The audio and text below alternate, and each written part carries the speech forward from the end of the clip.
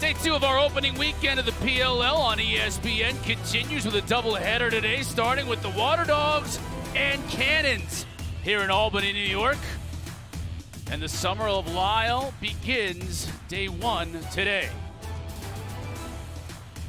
Hi, everybody. Alongside Ryan Boyle, I'm Chris Cotter. Katie George will join us in a little bit. Lyle Thompson, he's one of the greats of all time. And he comes back to Albany, where he played his college lacrosse and set all kinds of records on this very field. I'm super excited to watch Lyle Thompson play today at his alma mater. Every time he steps on the field, appointment television viewing. There is a potential to see something that you've never seen before. His body control, his ability to soak checks, to take body contact, his ability to get his teammates involved, his backhanded signature shot. He is absolutely electric. Super excited to also see how he plays with some of the new guys on this Cannons offense. Here's Thompson. Wants to get to the middle of the field, got just a little bit of space. Now Nolting will shoot and score. Well, that's an interesting combination right there. Thompson to Asher Nolting. Rookie from High Point. You had to wonder where Nolting would fit in with this offense. Well, we find out right away. That was the big question coming out of the college draft, is how would Nolting fit in with Thompson? And you see right off the start. Fracaro down the alley, skip pass, score. Well, so far so good, RB, as far as players, all these new faces, and some of them having to assimilate into this offense and figure out how to play around Lyle Thompson. 2-0, Cannons on top. Yeah, another off-season move paying dividends. You're going to see Fracaro draw the double team and throw the skip pass all the way across the field to Jackson, who catches and releases all in one quick, efficient motion.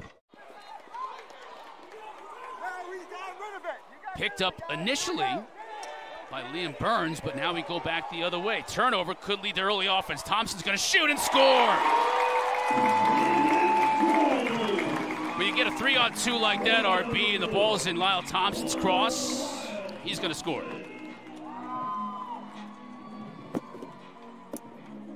Ideal start here if you're a Cannons fan, but off the turnover, you quickly get the ball upfield. And you're looking at a 3-on-2. Jackson wisely gets it to Thompson. Okay, you're not going to play me. You're going to play me as a passer. I got no problems finishing this little pump fake right there. Holds Gobrecht. Like Schlosser, who was coming in with a full head of steam. Now Thompson shoots and scores! Burns was all over him. Thompson was able to get enough on that one, falling down, and he beats DeLuca. What body control by Thompson on this drive to the cage. This is what we talked about in the open, his ability to take physical contact. You can see him just shrug off that little hold, somehow get his hands free and bury. Pole goal. Walker was there for the rebound, though, and buried it.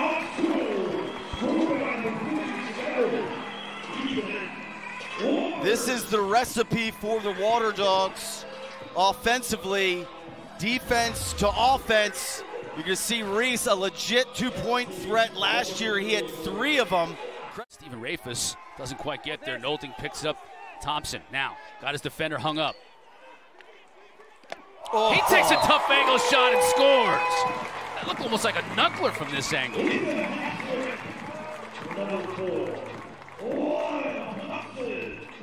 The summer of Lisle is off to a hot start. He's got the first quarter hat trick.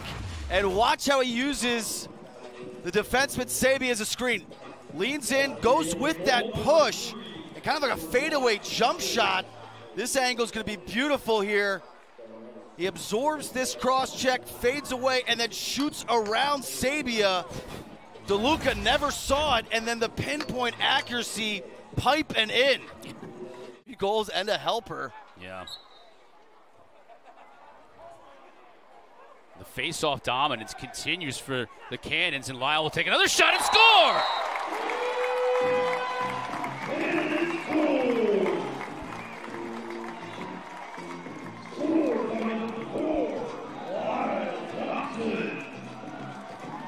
Just a classic kind of 4-on-3 fast break.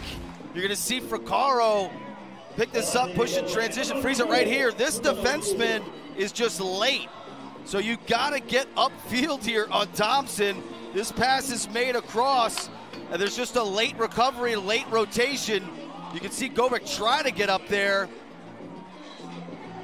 And again, Thompson shoots around. After Courier took a couple of draws. And again, it's Kelly. The Waterdogs just have no answer. Does a nice job to get rid of it. And Pulver. He goes all the way and shoots and scores! I think it's time for a timeout. Maybe time for a timeout.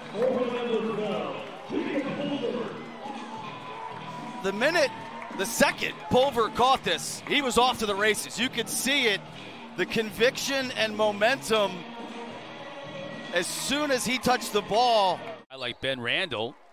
Leave Thompson all alone, so you take your chances on Pulver scoring with a pull, and he does just that. Maybe slide off Jackson. I mean, there's not a lot of good options there. Finally, the first possession won off a faceoff for the Waterdogs, and they'll have an opportunity for a pull goal, and they take advantage. The aforementioned Ben Randall gets one back.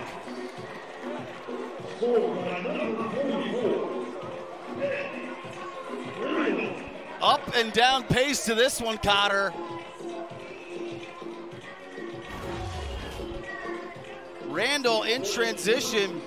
You can see the defense get there just a hair late. The attempt there by Thompson in transition to try to track Randall down. Rope unit for the Cannons. One of the wings on faceoffs. You see him on the far end. Might be a push in the back there, but no call instead. Well, Kelly will just win the faceoff like he's done almost the entire game. Now Bell's going to get a chance to score, and he does! That under the helmet magic right there for Tyson Bell.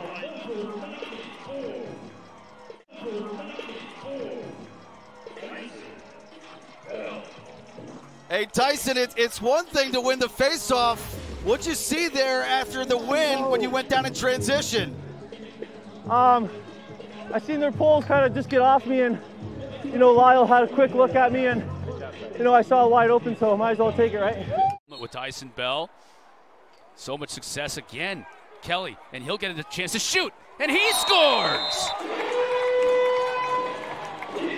That's about as much a running theme as we've seen in this game among the others, RB, and that is off the face-off. The Cannons are getting so many great looks. What a difference in terms of year one to year two for the Cannons. This was the biggest issue for them last year. 35%, 36% all of last year as a team. And they tried just about everybody, Cotter. If you faced off, you got an opportunity. They're sitting on 9. Lyle Thompson trying to make it more. Double team. That means Nolting with the turnaround shot.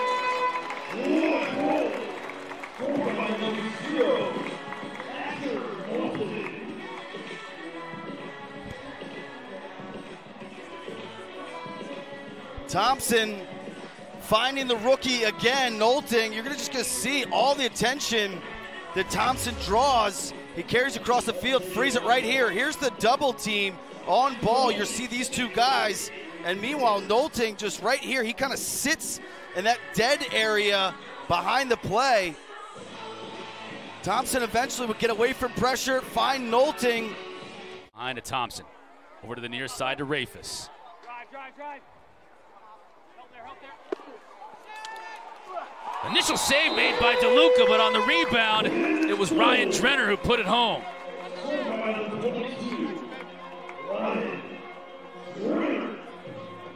And the onslaught continues. You can just keep that to yourself that you were wrong about that. Sowers, he's got to get on track, and maybe this will help.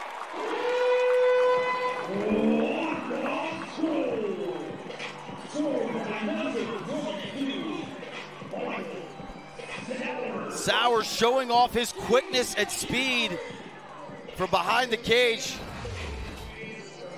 You're going to see him fight through That push by Keelty is able to get his hands free. Hey, Michael, obviously a little bit of a slow start here in the first half. What do you guys need to do in your 6-on-6 to get things rolling? Keep it simple, play unselfish. Rafis, inside, shot, score! One Syracuse man to another, Stephen Rafis to Brendan Bombury. And what's kind of scary about this team offensively, this is the first time we've really mentioned Rafis' name. Right? He hasn't really done much in the first half. That's his first assist, first point, and meanwhile they're sitting on 12 goals. You know, Rafis was a key part of this offense last year, 25 points, pretty equal distribution in terms of 14 goals, 11 assists. There he shows off the vision. And Bombury, great catch and finish there in transition.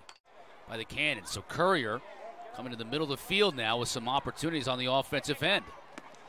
Look at that shot!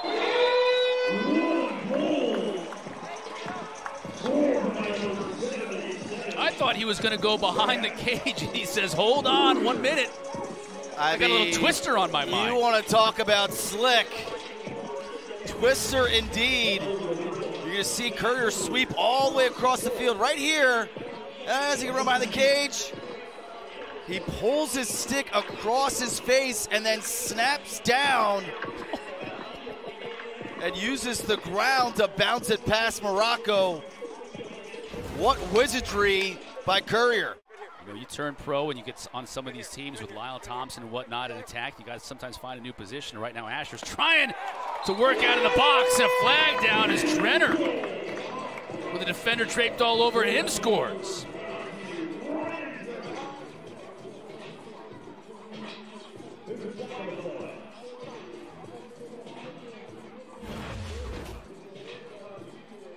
You're going to see Nolting. This is set up by that little pick. Maybe leaning, potentially. He gets a piece of Gobrecht. And then Gobrecht's stick ends up around Drenner's neck. So they get a hold on Gobrecht. That'll get wiped out by the goal by Drenner. Credit Drenner for running through that hold. Take down. And enjoy this 9-goal lead. Skip pass, beautiful. Shot, score. Shane Jackson on the far side. The lead is now 10 for the Cannons.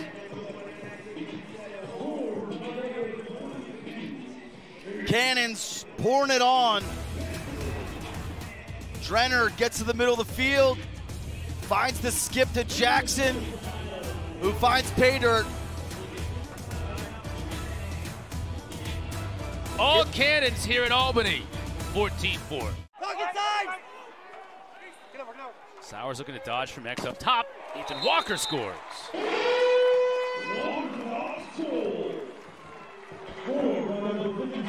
RP, that looked like better ball movement that time around than we've seen for much of the day from the Waterdogs. Yeah, the ball got stuck in Courier's stick for a little bit, but eventually it gets to Sowers. Head up, identifies Walker with his hands free. It just seems like good things happen when you get the ball to Sowers. Stays with the Waterdogs.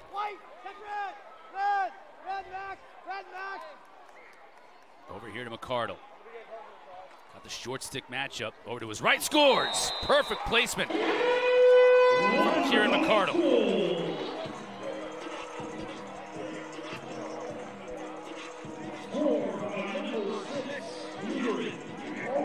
Last year, McCardle was one of the more consistent producers for this Waterdogs offense. Fans here looking for a slash call on Sabia, won't get it. Shot, scores for the Waterdogs. So Jack Hanna finds the back of the net, young man from Denver. And just like that, they're creeping back into this thing. Lots of time left in this game. The lead for the Cannons down to 7. Grab that ball, welcome to the league. Hanna, a little split down the alley. Left hand to the outside, low angle. But Waterdogs a little life here. They're on a 3-goal run. Can they continue to get possessions at the face-off stripes and cash in and make this a reasonable margin heading into the fourth? Up top to Walker. Again, now down low in front of the cage. Sowers isn't going to miss from there.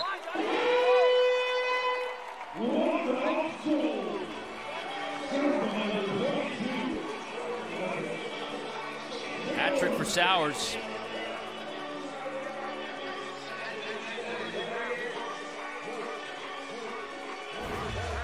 Good identification here on the power play. They're going to skip the ball around, just freeze it right there. There's just a late slide. You could see this late slide, and Sowers is able to creep around the cage and get in front of the goal. Just a breakdown there defensively for the Cannons.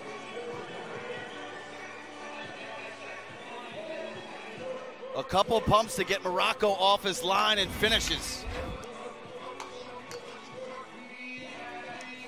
4-0 run for the Waterdogs here in this third quarter. Exactly what they needed to Rafis. Short stick D-Mitty on him. That's a matchup he likes, and he takes advantage. With just 9.6 left to go in this third quarter, Cannons get their 15th of the day. This is a sneaky big goal for the Cannons. But Waterdogs with all the momentum, and Rafis takes the short stick matchup.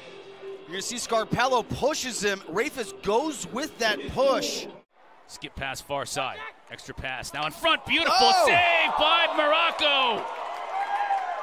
He stoned Sowers on the doorstep. Save of the game by Morocco. And his 15th of the day. Pipe to pipe. You can see he'll just throw his stick into the open net.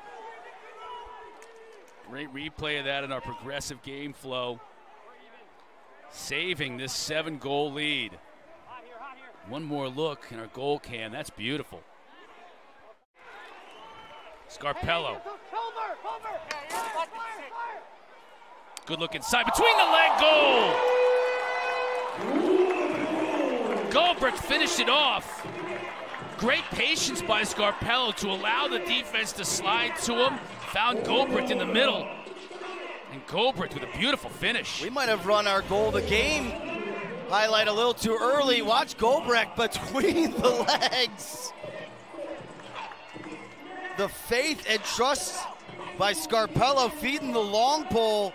You can see he's surrounded by Cannons. What skill and dexterity by Gobrecht to catch that on the crease. And then, yeah, Gobrecht from nearby Ithaca. Be patient.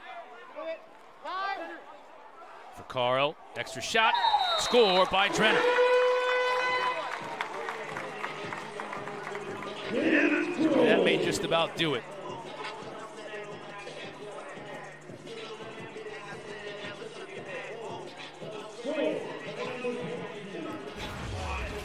You're going to see this pass by Jackson. He tries to find player inside. Frees it right here. You're going to see by this extension on Thompson right there, it's going to free up the skip lane directly behind the play. So after Thompson gets rid of it, they go right back to Drenner. Good identification there by Fracaro after Thompson picks it up and quickly gets it to him. In that first half, the lead was built. The Cannons have been able to hang on to that lead the entire second half. Beautiful shot again by Courier. That's twice we've seen him twist it and beat Morocco. Zooming out a little bit, you know, I don't know if this 6-goal margin is realistic, but point differential does matter. So if you're the Waterdogs, the more and more you can chip away and close this margin a little bit, you might not win today, but it might pay dividends later in the season.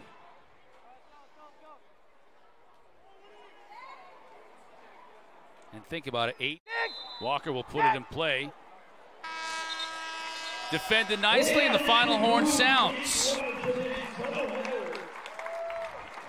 What a game for Lyle Thompson, Nick Morocco, and the entire Cannon squad. Coach Quirt and his team now open up the season 1-0 for the Waterdogs and Andy Copeland, team that had the #1 seed last year. Just 4 goals in the whole second half. Lyle Thompson set the tone early, 4 goals in the first half. Nick Morocco closed the door and goal for the Cannons. 16-10, Cannons with the win. Chrome and Archers coming your way next.